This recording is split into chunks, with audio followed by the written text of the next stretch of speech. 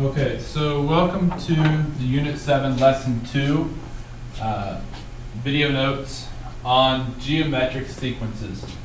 What we're going to be doing today, our learning objectives are to be able to classify a sequence as geometric, arithmetic, or neither. We're going to be able to write recursive and explicit definitions for geometric sequences, and we are going to be able to use recursive and explicit definitions to find specified terms of sequences. All right, so for a geometric sequence has consecutive terms with a common ratio. Right? We're going to have a common ratio. Like arithmetic sequences, a geometric sequence can be described using both a recursive and an explicit definition. So again, like the arithmetic recursive formula, you need to tell me what A1 is equal to. And once I know what the first term is, or what any given term is, I can tell you what to do from there. So A sub n minus 1, right? Which again, that just means the previous term, right? This is the previous term. That's all that means, right? The one that came before. And then since it's a common ratio, we're going to multiply. So we're going to use the variable r, right? So the previous term times the number r. And you're going to keep doing that. So if we're going to move into the explicit formula, that's going to be a sub n is equal to your first term multiplied by your ratio. And again, to keep moving, if I'm going to be, say I'm at the first term, to move to the second term, I would multiply by r according to our recursive formula. Then to get the second formula, right, so let's write this out a little bit. If A1 equals a number, let's call it x, A2 would equal x times r. A3 would be x times r. A4 would be x times r times r times r. Right? Because again, the recursive formula just tells me whatever came before, multiply it times r. Now there's got to be a better way of writing this because it's going to get really long. You can generalize this to a sub 4 or a sub n equals a sub 1, the first term, times r n minus 1, right? Because the first term isn't being multiplied by r. The second term has been multiplied 1 time. The third term has been multiplied 2 times, right? So that's where the n minus 1 as a exponent comes into play, right? So hopefully this blue, moving from recursive to explicit, kind of helps you to understand why the explicit formula is what it is. Right? So again, you're not going to need to memorize these. These will be provided to you, but you do have to know the difference between the two, and you do have to be able to use each of them depending on what the situation calls for. All right, so that's a recursive and explicit formula. Now let's talk about whether or not we can tell what's happening. Okay, so fractions. 5, right, can be rewritten as 5 to the 1. So the denominator keeps changing. It keeps the denominators being multiplied by 2. The numerators being the same. So this looks like I'm not adding the same thing. You can always check for geometric. I said it had a common ratio. So you can do 5 over 16 divided by 5 over 8, right? How do you divide fractions? You divide fractions by multiplying by the reciprocal. So 8 over 16, 1/2, right? So if I multiply 5 times 1/2, I get 5 halves. 5 halves times 1/2 is 5 fourths, right? Times 1/2 times 1/2 times 1/2. That seems to work pretty well. So this is indeed a geometric ratio, a geometric sequence, sorry. All right? So what's happening in the second one? Go ahead and see if you can figure out, are you multiplying by the same number every time? Are you adding by the same number every time? And if you're not multiplying by the same number, all right, this is add same. This is multiply the same. And this is not working. So this one.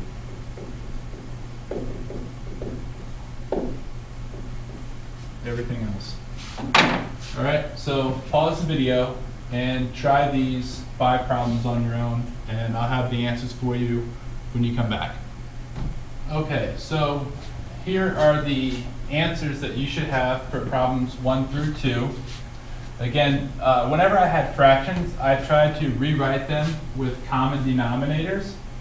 When you have common denominators working with fractions, it's much easier to see what's actually happening to them, especially with the arithmetic. So 1 should be arithmetic, 2 is arithmetic, 3 is geometric, 4 is neither because it switches back and forth, and 5 is geometric because they have a common ratio.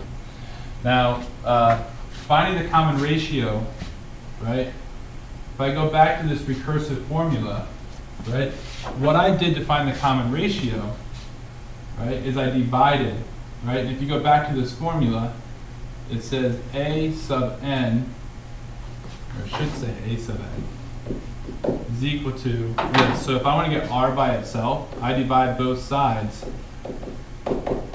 That's, if you want to find the formula for ratio, there it is. And that comes from the recursive formula, right?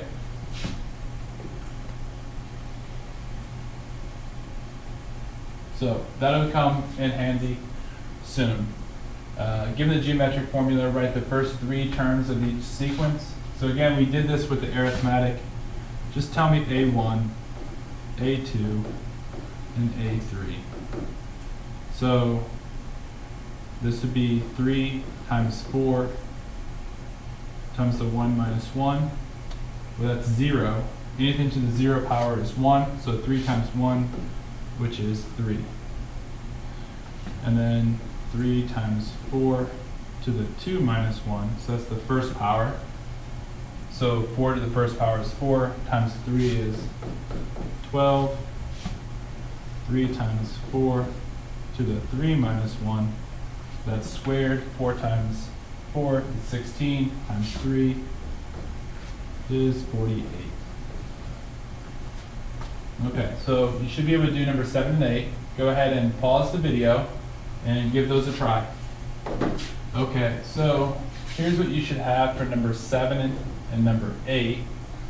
So I showed you for the first term what to do, right? You plug 1 in for n, you get 0, 1/3 times 2 is 2, right? From there, it's actually easier to use the recursive, right? Just multiply A1 times your common ratio. Your ratio, right, 1/3 equals r. So 2 times 1/3 is 2/3. 2/3 times 1/3 is 2/9, right? Using the recursive to move from one term to the next is actually easier. Same thing here, right? R will equal 2. So 3 times 2 is 6. 6 times 2 is 12. You're done, right? Sometimes it's easy to use the recursive. Sometimes it's easy to use the explicit. Just depends on what the problem is asking you to do. The quicker you figure that out, the easier this unit will be. Okay, so now writing the 2 different formulas. Again, the things that we care most about are the first term and the ratio. The first term is going to be -5. My common ratio, if I already know it's geometric, I just do the second term divided by the first term, which is -2. So recursive, for any term, I'm going to take the one that came before it, and I'm going to multiply it by -2. That's the recursive formula, right? You could tell me what A1 is if you like, but again, we're just mostly worried about the formula. The explicit formula, we'll say that is A sub n is equal to the first term, which is -5, multiplied by the ratio -2, raised to the n minus 1 power. Okay? So we'll try one more. Again, the A1 will equal 1. The ratio of this will be, pick any term, right? Let's try 16 over 81 divided by 4 over 9. The second term divided by the first term. Sorry, the third term divided by the second term. So we'll switch that to multiplication, 9 over 4. So those cancel, and I get 4 over 9. That's my ratio. And you can see that because the first one was 1. 1 times 4 over 9 equals 4 over 9. So my recursive would be A sub n minus 1 times 4 over 9. My explicit would be A sub n equals 1 times 4 over 9 raised to the n minus 1. And that's how you write a geometric sequence, right? The two things we care about, A1 and R, and go back in and plug it in to find it. All right, so go ahead and try these two. I'll pause the video, you pause the video, and figure this out, and come back and I'll have the answers for you. Okay, so here are the answers to number 9, number 10. Again, you should have found the first term to be 4, and you should have found the common ratio to be 3. All right? So once you have those two pieces of information, you plug it into the recursive, plug it into the explicit, and those are your formulas. You could then use that to generate a specified term. Say I asked you, what's A16? What's the 16th term? Well, it's probably easier to plug it into the explicit, so I'd say 4 times 3 raised to the 16 minus 1. Type that in the calculator, hit enter, and you will get your answer, which is an incredibly large number. So, let's now move on. We're not really going to touch on this. This will be the next part of our notes, but with this set of notes, we are going to actually do this in class. But I think this example here and this problem here, you can probably just go ahead and figure that out on your own. But the problems over here, the second set, this example and this problem, we are going to work through in class. I do want you to kind of start to think about it. And what I want you to think about is kind of the explicit formula. A sub n is equal to A1 multiplied by the R raised to the n minus 1. And I want you to think about that and see if there's a way you can kind of manipulate that general formula to kind of get a feel for how you would do a problem like this. And there's also, it's also very similar to what we did with the arithmetic.